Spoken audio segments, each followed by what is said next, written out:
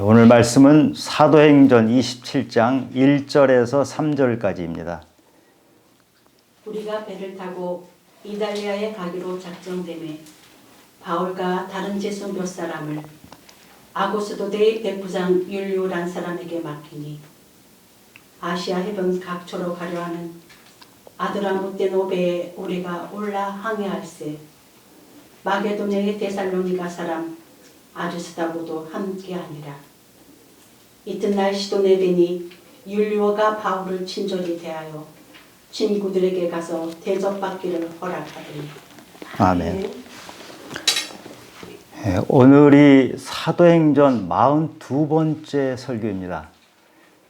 이쯤 되면 우리 여러분들이 사도행전 전체의 그림이 다 그려질 거라고 믿습니다. 그렇죠? 사도행전에 어떤 것이 눈에 보이고 어떤 것이 떠오르십니까? 베드로가 혹시 떠오르지 않으세요? 베드로는 복음서에 나왔던 베드로가 사도행전에 보면 전혀 다른 사람으로 바뀌어 있죠. 빌립 집사는 어떤가요? 집사인데도 사마리아 개척을 하죠. 사도 바울, 믿는 사람 죽이러 다녔던 그 사람이 바뀌어서 수많은 교회를 세우고 다닙니다. 그래서 이 책의 이름이 사도들의 행전, 사도들이 말씀을 전하고 다닌 그러한 사도들의 행전이라고 하죠. 우리가 이 사도들을 보면서 또 하나 확실히 봐야 될 것이 있어요. 사도행전만이 아니고 다른 성경을 볼 때도 반드시 우리 눈에 들어와야 되는 것, 그것이 무엇일까요? 하나님의 손길입니다. 아멘. 이 사도들이 이렇게 움직인 것은 사도들이 잘나거나 용기가 있거나 대단해서 그런 것이 아니고 하나님의 손길에 의해서 움직이기 때문에, 하나님이 인도하셨기 때문에 그런 길을 걸어간 것입니다. 다니엘서에 보면 하나님이 벽에다가 글씨를 쓰는 장면이 나오죠. 사도들에게 하나님께서 하나님이 손길로 역사하신 것처럼 우리의 인생도 하나님께서는 우리에게 글씨를 쓰십니다. 지금까지 살아온 우리 인생에 하나님은 무언가 글씨를 쓰셨어요.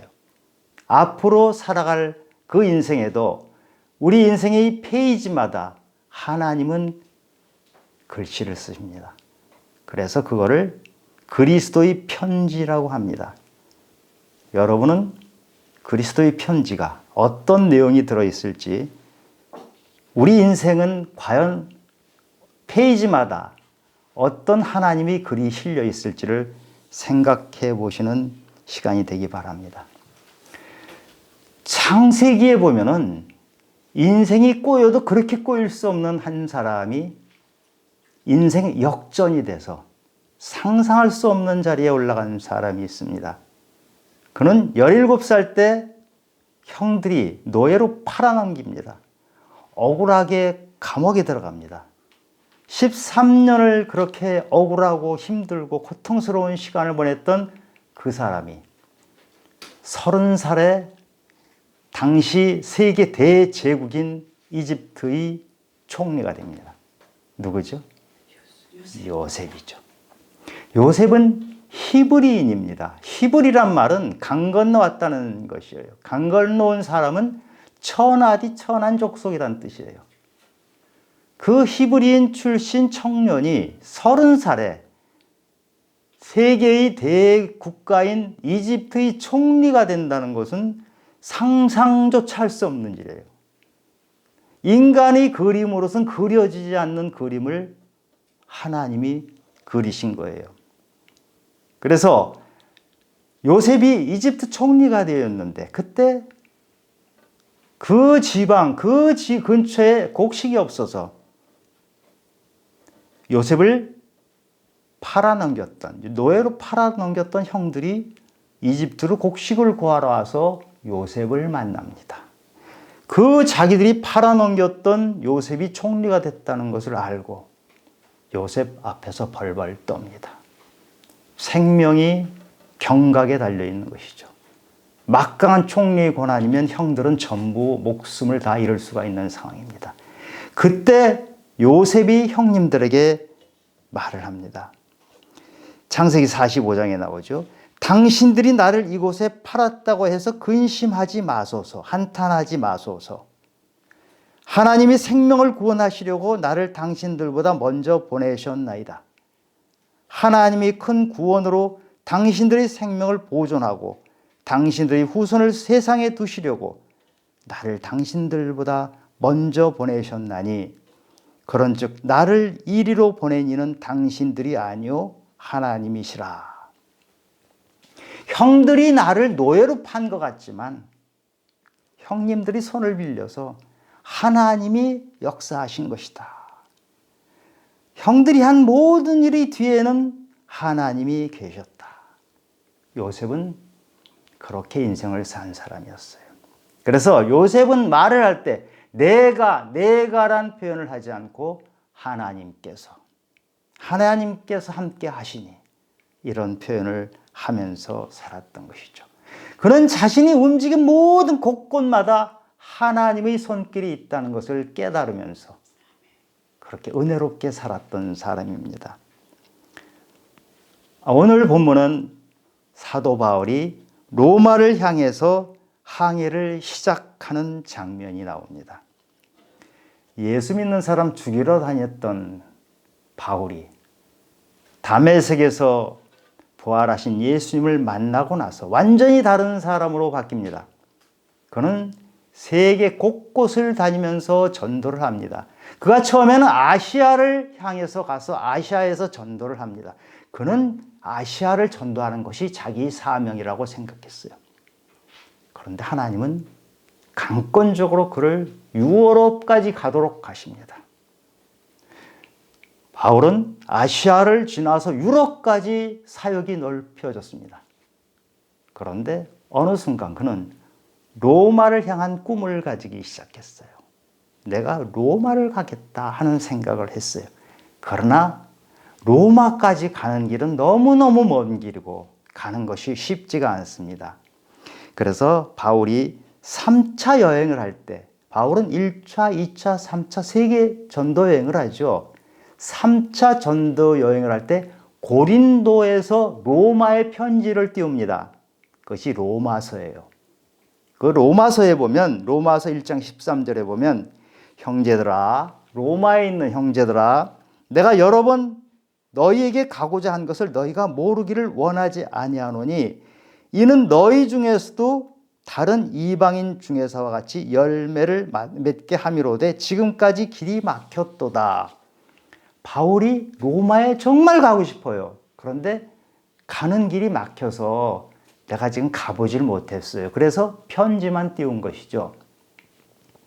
바울은 로마를 가겠다는 꿈을 가지고 있어요. 그런데 바울은 원래 이런 꿈을 가졌던 사람이 아니에요. 바울은 원래 이 세상 출세하는 게 꿈이었던 사람이에요. 출세를 위해서는 사람 목숨도 파리 목숨처럼 여기면서 죽였던 사람이 바로 그 바울이에요. 그런데 예수님을 만나고 나니까 그 꿈이 바뀌어요. 아시아를 향한 꿈으로 바뀌더니 그것이 점점 커져서 유럽까지 가는 꿈으로 바뀌더니 그 꿈이 로마까지 가는 꿈으로 바뀌고 자라게 돼요. 로마는 당시 세계의 중심이었어요. 모든 길은 로마로 통한다 할 정도의 세계의 중심인 그곳에 바울은 꿈을 꿨던 것이죠. 우리 예수 믿는 사람들은 꿈이 고정되어 있는 사람이 아닙니다. 꿈이 자라는 사람이에요. 나의 꿈이 하나님이 개입하시고 하나님이 함께 하시면 하나님의 꿈이 돼요. 그러면 나의 꿈이 나의 비전이 되고 하나님의 비전이 돼요. 비전은요, 꿈과 달라요. 꿈은 그냥 꿈은 꿈이에요. 비전은 그 꿈이 현실에서 이루어져 가는 것이 비전이에요.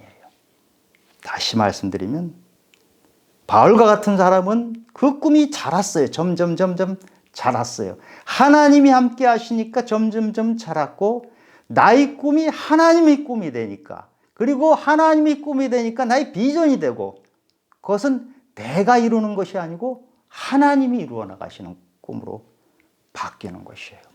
그렇게 되면 인생이 얼마나 즐겁겠어요. 내가 살아가는 세상이 나 혼자 힘들어서 사는 세상이 아니고 하나님이 함께 내 옆에서 때론 앞에서 때론 손 붙잡고 함께 가시는 그 길을 가는 그것이 기쁨이죠. 그래서 우리 예수 믿는 사람들은 항상 기뻐할 수 있는 것이에요. 여러분, 나이 먹은 사람이 무슨 꿈이 있냐고요? 웰스에서는요, 젊은이는 환상을 보고 나이 든 노인들은 꿈을 꾼다고 했어요.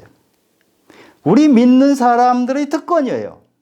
우리 믿는 사람들은 나이가 먹으면 또 새로운 꿈을 가져요. 인생 가는 곳마다 우리는 새로운 꿈을 꾸면서 끝까지 가는 그것이 바로 믿음의 사람이 가는 길이에요. 바울은 로마를 향한 꿈, 그것이 비전이 되어서 하나님이 그것을 이루어 가셔요. 그런데 바울이 로마를 향해서 갈 때 언제 갈지, 무슨 방법으로 갈지 바울은 몰라요. 하나님만 아셔요. 잠언 16장 9절에 보면 사람이 마음으로 자기 길을 계획할지라도 걸음을 인도하시는 이는 여호와시라. 나는 꿈을 가지고 하나님은 나에게 그것을 실현할 수 있다는 비전으로 만들어 주시지만 언제 어떤 방법으로 이루어질지는 모르는데 하나님이 한 걸음 한 걸음 나의 발걸음을 옮겨주세요. 바울이 3차 여행을 마치고 예루살렘으로 갔어요. 예루살렘에 가서 바울은 환영을 받을 줄 알았어요. 예루살렘 도와주러 갔거든요. 그런데 핍박이 몰려왔어요. 핍박을 받고 하나님께서 핍박받는 그 바울에게 너는 로마로 갈 것이다 하는 꿈을 다시 한번 확인시켜 주시는데 사도행전 23장 11절에 보면 그날 밤이라는 것은 사내들인 공회에서 바울이 시달린 날이에요. 신문을 받았다는 날인데 그날 밤에 주께서 바울 곁에 서서 이르시되 담대하라. 내가 예루살렘에서 나의 일을 증언한 것 같이 로마에서 증언하여야 하리라. 네가 로마에 갈 것이다 하는 확신을 주시는 것이잖아요. 얼마나 기뻤겠어요. 바울은 로마에 대한 꿈을 가지고 있었는데 하나님께서 이렇게 확실하게 약속을 주셨으니 아 이제 로마를 멋있게 가겠구나 이렇게 생각을 했겠죠. 그런데 하나님의 생각은 나의 생각과 다르고 하나님이 하시는 방법은 내가 원하는 방법과 다른 것이에요. 바울은 유대 땅에 2년 동안 감옥에 있고 계속 더 머무르면서 재판을 끊임없이 받아요. 재판을 한 서너 차례 재판을 받죠. 재판을 받으면서 얼마나 힘들겠어요. 그런데 놀라운 것은 이것이 바로 바울이 복음을 전도하는 기회가 된 것이에요. 벨릭스 총독, 베스도 총독, 아그리빠 왕, 그 당시 거기를 통치하던 가장 힘이 센 통치자들 그리고 유력한 최고의 고관들을 앞에 놓고 바울이 신문을 받아요. 재판을 받아요. 재판을 받는데 그 자리가 바울이 바로 복음을 전하는 자리가 된 거예요. 바울은 지금 죄수로서 감옥에 들어갔고 재판을 받는데 그러나 하나님은 그 자리를 바울이 복음을 전하는 자리로 바꿔주세요. 신묘막측한 일로 하나님께서는 바울이 복음을 전하도록 자리를 깔아주신 것이에요. 사도행전 1장 8절에 성령을 받으면 너희가 예루살렘과 온 유대와 사마리아 땅끝까지 이르러 내 증인이 되리라 하셨는데 그 증인이 될 때 임금님에게까지도 증인이 된다 하셨거든요. 그 지역을 통치하는 모든 통치자들에게 바울이 말씀을 전하는 놀라운 일들이 일어난 것이에요. 그리고 때가 돼서 바울이 로마로 갑니다. 바울이 로마로 가면 우리는 이렇게 기대를 할 수 있잖아요. 하나님이 약속하셨고 바울이 그 고생을 하다가 꿈을 꿨던 로마를 가니까 금의 환향, 백마를 타고 가야 되지 않겠어요? 그런데 하나님은 바울이 죄수의 몸으로 가도록 하십니다. 얼마나 기가 막힙니까? 바울이 이럴 수가 있어요. 하나님, 이거 도대체 뭡니까? 아니, 제가 10년이 넘도록 이렇게 고생을 하고 다녔고 목숨의 위협을 받으면서 말씀을 전하러 다녔으면 이제는 좀 편하게 백마 타고 가도록 해야 되시는 거 아니에요? 따질 수 있잖아요. 바울은 하나님께 따지지 않고 하나님께 온전히 순종해서 죄수로 가는 그 길에서도 하나님과 함께 간다는 것을 확신을 했어요. 바울은 하나님을 신뢰했던 사람이에요. 죄수의 자리에 있건 어떤 자리에 있건 하나님을 완전히 신뢰했던 그 사람, 이것이 바로 믿음의 사람이에요. 바울이 정말 생각지도 않게 죄수의 몸으로 로마를 향해서 가는데 이것은 하나님이 택하신 방법이고 가장 좋은 방법으로 로마를 가는 거예요. 로마에 갈 때 백부장이 호송을 하거든요. 여기 아구스트 대의 복부장이라고 해서 아구스트는 아우구스투스, 황제 정규 장교인 백부장이 호송을 해 가거든요. 마치 경호원이나 똑같은 거예요. 생각하기에 따라서는. 그런데 이 죄수를 이 정규군 장교가 호송해 갈 때 책임이 있으니까 로마까지 확실히 데려갈 거 아니겠어요? 중간에 어떻게 할 수가 없잖아요. 그 다음에 바울은 돈도 하나도 안 들었어요. 국가에서 다 책임지고 로마까지 데려다 주는 거예요. 그리고 황제를 확실하게 만나도록 해주고 안전하게 가도록 해줘요. 황제에게 지금 바울을 데리고 가는데 바울이 팔다리가 끊어졌다든지 하면 이 백부장이 살아날 수 있겠어요? 그러니까 바울을 온전하게 보존해서 황제한테까지 모시고 가야 되는 것이 백부장의 임무예요. 이렇게 돼버린 거예요. 그리고 황제에게 복음을 전하는 가장 좋은 찬스를 맞이한 거예요. 왜냐하면 바울은 지금 죄수인데 어떤 죄수냐 하면 잘못한 게 복음을 전한 게 잘못이에요. 그러면 황제한테 상소를 했으니까 황제한테 분명히 갈 겁니다. 황제한테 상소했는데 다른 사람이 재판할 수가 없죠. 황제께 재판을 받을 때 황제가 물어보지 않겠어요? 너 복음 전했다고 하는데 그게 도대체 뭐냐? 그럼 바울이 복음을 샅샅이 설명하고 자기 간증도 하고 이렇게 좋은 기회가 어디 있어요? 어떻게 황제에 가서 복음을 전합니까? 이런 기회를 하나님이 만들어 주신 거예요. 하나님은 신묘막측하게 이렇게 이루십니다. 네. 여러분, 우리 인생을 가만히 되돌아보세요. 이런 순간이 있지 않았어요? 내가 상상도 하지 않았고 나는 그 길이 좋다고 생각도 안 했는데 막상 지나와 보니까 나에게 가장 좋은 길, 가장 좋은 때 가장 좋은 방법으로 하나님이 나를 이끄셨다. 이런 고백을 가지고 계실 것 같아요. 혹시 안 가지고 계시면 기도하세요. 하나님, 저희 남은 인생을 하나님이 이끌어 주셔서 바울이 죄수로 갔지만 가장 좋은 길로 갔던 것처럼 저는 모르지만 하나님은 모두 다 아시오니 가장 좋은 길로 인도해 주십시오. 이런 기도를 하시기 바라요. 그 다음에 바울이 로마로 가는데 동역자를 붙여줘요. 27장 1, 2, 3절을 제가 읽어보겠습니다.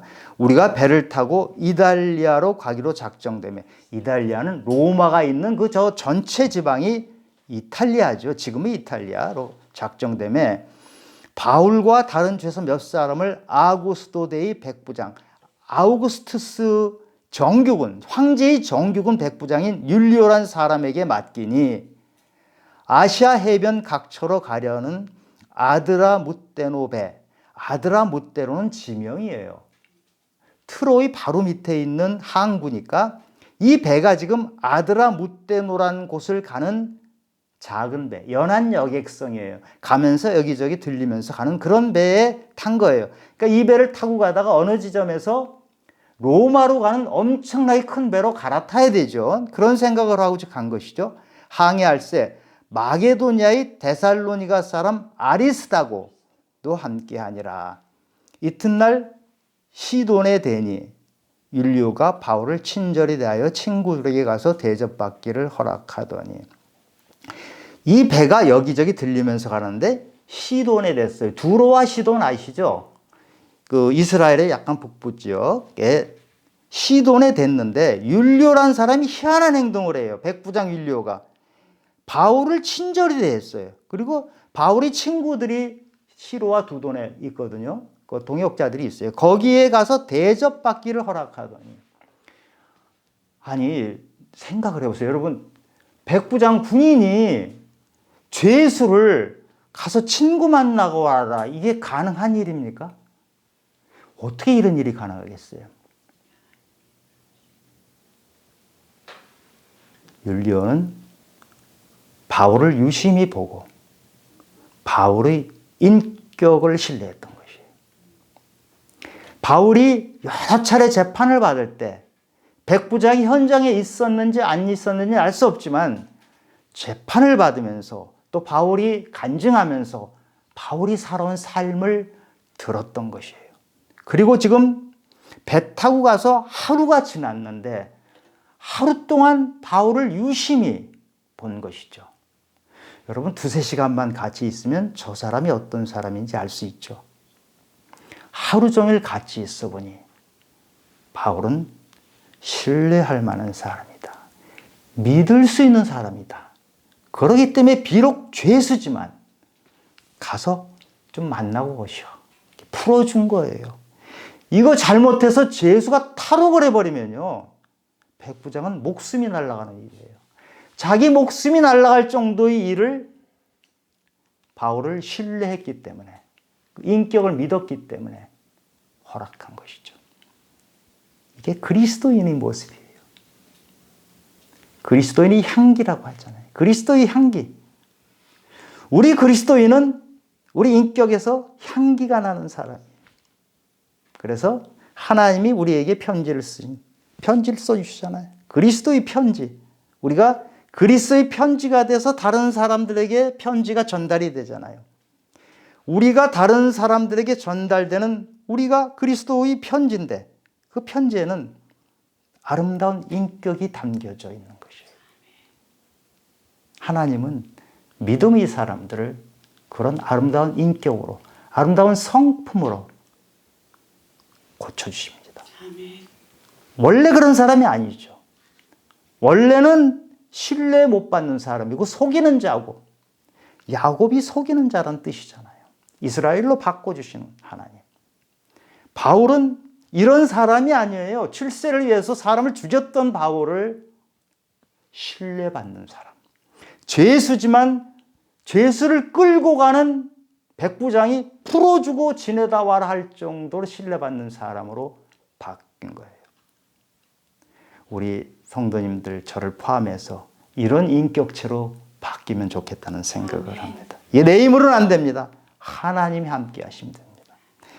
바울이 로마로 가는 길에 데살로니가 사람 아리스다고가 함께 한다고 그러죠. 아리스다고라는 사람이 여러 군데 나와요.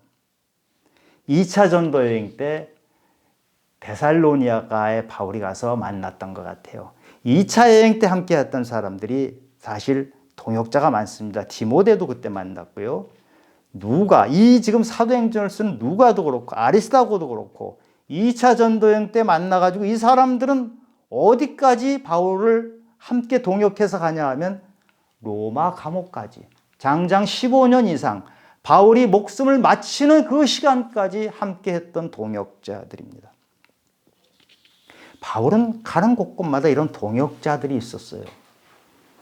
바울이 위대한 사역을 했던 것, 신약전서 27권 중에 13권이 바울이 쓴 서신이잖아요. 그런 놀라운 일을 했던 것은 동역자들이 있었기 때문에 가능했던 일이에요. 여기 우리 함께 하시는 우리 동역자들, 우리 성도님들, 우리 주님의 가족교회가 한 가족교회가 돼서 아름답게 우리가 성도가 되고 그리스도를 전하고 하는 것은 동역을 하기 때문에 그래요. 목사 혼자서 하는 일이 아닙니다. 그런데 바울에게 아픔이 있어요. 동역자가 다 같이 가지를 못해요. 그 중에 탈락되는 사람이 있었어요. 바울이 마지막 썼던 편지가 디모데 후서죠. 자기 생명을 마치기 얼마 전에 썼던 디모데 후서에 보면 4장 10절에 대마는 이 세상을 사랑하여 나를 버리고 데살로니가로 갔다 이렇게 기록을 해요. 대마도 언젠가부터 바울을 열심히 동역했던 사람인데 이 대마가 세상을 사랑하여 나를 버리고 가버렸다는 것은 나를 버렸다는 의미만이 아니고 하나님을 버리고 세상을 향해서 가버렸어요. 믿음을 잃어버렸다는 얘기입니다. 동역했던 사람이 믿음을 잃어버릴 때 이 바울의 마음이 얼마나 아팠겠어요. 예수님이 12제자와 함께 3년 내내 같이 다니셨는데 그 중에 한 사람 가룟 유다는 예수님을 팔아넘겼어요. 그럴 때 예수님은 배신당해서 기분 나쁘다 이게 아니고 내 살점이 떨어져 나가는 것 같은 아픔을 느꼈을 거예요. 동역자가 그렇게 떨어져 나갈 때, 믿음의 길에서 벗어날 때 그 사역을 맡은 목회자라든지 지도자가 갖는 아픔은 내 살점이 떨어져 나가는 그런 아픔입니다. 초대교회는 믿는 무리가 한마음 한뜻이 되어서 모든 물건을 서로 통용하고 자기 재물을 조금이라도 자기 것이라고 하는 이가 하나도 없다라는 정도의 아름다운 나눔의 공동체였는데 여기에서도 아나니아와 삽비라는 속였어요. 그래서 죽임을 당했어요. 이런 아픔들이 있어요. 저는 우리 주님 가족 성도님들은 우리가 하는 동역이 끝까지 갔으면 좋겠다는 생각입니다. 이 끝까지 간다는 것은 이 우리 교회에서 이대로 그냥 여기서 뭐 죽치고 북치고 장구치고 하자는 뜻이 아니에요. 믿음을 끝까지 지켜서 하나님의 일을 함께 동역을 이 자리에서 하건 떠나서 하건 끝까지 같이 해야 된다고 생각을 합니다. 하나님은 바울에게 로마로 가는 꿈을 주셨는데 우리에게도 마찬가지로 꿈을 주십니다. 우리가 꿈을 가지면 하나님이 개입하셔서 함께 하셔서 나의 꿈이 하나님의 꿈이 되고 나의 비전으로 바뀌면 나의 비전을 하나님이 함께 이루어 가셔요. 나는 아는 것이 얼마 없어요. 나는 힘이 없어요. 그러나 전능하신 하나님, 모든 것을 아시는 하나님께서 나의 인생을 이끌어 가시고 내가 생각지도 않던 그런 일들을 벌려나가십니다. 하나님이 내 인생을 이끌어 간다는 것을 확신하는 사람이 가장 인생을 걸어가면서 다른 것은 뭐냐 하면 고난에 대한 해석이에요. 죄수가 되는 건 고난이잖아요. 그 해석이 하나님이 함께 하신다고 생각하는 사람은 해석이 달라요. 하나님이 없는 사람은 죄수라는 것은 그냥 더럽네. 아니 내가 인생 잡쳤네. 이렇게 생각할 수가 있어요. 그러나 하나님이 함께하는 사람은 내가 비록 억울하게 죄수가 됐지만 하나님이 뜻이 있을 거야. 내가 비록 죄수가 됐지만 하나님은 이것을 통해서 나에게 하실 말씀이 있을 거야. 욥이 그랬잖아요. 욥기 23장 10절에 내가 가는 길을 그가 아시나니 그가 나를 단련하신 후에는 내가 순금같이 되어 나오리라. 욥은 얼마나 고통을 당했어요. 우리가 고통하면 대명사가 욥이잖아요. 그 욥이 고통의 길을 가고 마지막에 고백한 것이 하나님이 나를 단련시키셨구나. 하나님이 나를 순금으로 만들려고 이렇게 하셨구나. 그걸 깨달은 거예요. 형들은 요셉을 노예로 팔았어요. 그러나 그 길이 총리로 가는 지름길이었어요. 하나님은 죄수가 돼서 가도록 하셨는데 바울이 로마로 가는 가장 좋은 길이 죄수가 돼서 가는 길이에요. 우리 인간의 머리로는 이것이 상상이 되지 않아요. 그러나 하나님 함께 하셔서 하나님이 이루시니까 가능한 거예요. 그래서 이런 것을 기적이라고 해요. 기적은 물이 포도주가 되는 것만이 기적이 아니고요. 히브리 촌 사람 그 요셉이 양이나 치고 살던 요셉이 애굽이 총리가 된 것은 기적이에요. 우리 믿음의 사람들은 이 기적이 끊임없이 일어나요. 내 생각대로 내 방법들이 주는 걸 그걸 기적이라고 안 해요. 내가 상상도 못했어요. 난 자격이 없어요. 나는 그런 거 할 수도 없어요. 그런데 그것이 이루어지는 것. 물이 포도주가 안 되잖아요, 당연히. 근데 물이 포도주로 된 것. 그것이 바로 기적이에요. 우리 믿는 사람들은 살아가면서 이런 기적을 맛보게 됩니다. 하나님은 창조주라는 거 믿죠? 하나님은 전능하시다는 거 믿죠? 아멘. 그런데 무슨 일이 생기면 꼭 혼자 가세요. 하나님, 저리 비켜 계세요, 좀. 나 바빠요. 날 일 많은데 하나님, 저리 좀 계세요. 내가 다 해놓을 테니까요. 내가 볼 수 있는 게 몇 가지나 됩니까? 여러분, 인간의 지식이란 걸 믿지 마세요. 인간 마음 믿지 마세요. 별것 아니거든요. 그러나 하나님이 함께 하시면 내가 상상할 수 없는 일들이, 놀라운 일들이 일어납니다. 무슨 일이 있을 때 하나님 비키세요 하지 말고 하나님 저보다 앞서 가시면서 저를 인도해 주시옵소서. 내 인생의 주어는 내가 아니고 내 인생의 주어는 하나님이십니다.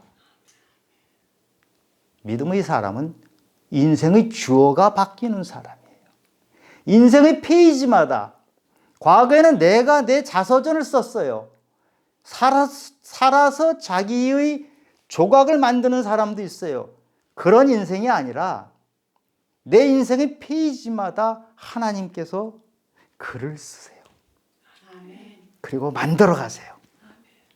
그래서 우리가 이 땅에서 마무리할 때쯤 되돌아보니까 나는 상상도 못할 일들이 일어났어요. 나는 저런 사람이 아니었는데, 나는 기가 막히게 한심한 사람이었는데 되돌아보니까 하나님이 나를 다이아몬드, 진주로 만드셨어요. 이런 간증을 하는 것이 믿음의 사람들이에요. 대충 믿고 하나님 저리 가세요.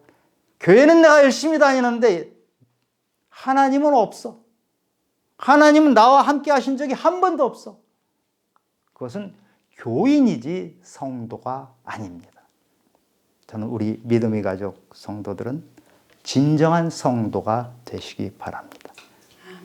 진정한 성도는 하나님을 신뢰합니다. 하나님께 맡깁니다. 내가 인생의 길을 걸어가면서 나에게 일어나는 모든 일들은 하나님이 영광 받으시는 일입니다. 바울이 죄수가 됐지만 하나님은 그 가운데 함께 가셨어요. 이제 바울이 배 타고 출발했어요. 그래서 계속 로마까지 가는 일들이 일어나요. 사도행전 27장, 28장 계속 일어날 텐데 그때마다 하나님은 가만히 지켜보신 분이 아니고 바울에게 관여하세요. 바울만 관여하시는 게 아니고 바울에 함께 배 타고 있던 사람들 자그마치 276명이 바울 때문에 살아나요. 우리 믿음의 사람은 하나님이 나와 함께 하시고 함께 하시는 하나님 때문에 나와 함께한 사람들이 다 살아나는 것. 이것이 믿음의 사람들이 인생길을 걸어가면서 그리스도의 향기가 되고 그리스도의 편지가 되는 것입니다. 오늘도 하나님 손잡고 하나님 인도함 받고 하나님의 손길 아래서 함께 길을 걸어가는 우리 귀한 성도님들이 되시기를 예수 그리스도 이름으로 축원합니다. 하나님, 우리가 보기에는 죄수지만 하나님이 보시기에는 백마 타는 것보다 더 멋지게 인도하시는 것입니다. 우리가 볼 때는 히브리인에 불과하고 양치기에 불과하지만 하나님은 그의 가장 지름길을 주셔서 이집트의 총리까지 만드셔서 이스라엘 백성들 70여 명이 400년 후에는 200만 명이나 되는 하나의 거대한 민족을 이루는 역사를 하십니다. 하나님 아버지, 우리는 그런 하나님의 꿈, 내 꿈이 하나님의 꿈이 되는 그런 비전을 가지고 살아가는 우리들입니다. 함께해 주시고 영광 받으시옵소서. 모든 말씀 예수님 이름으로 기도드렸습니다. 아멘.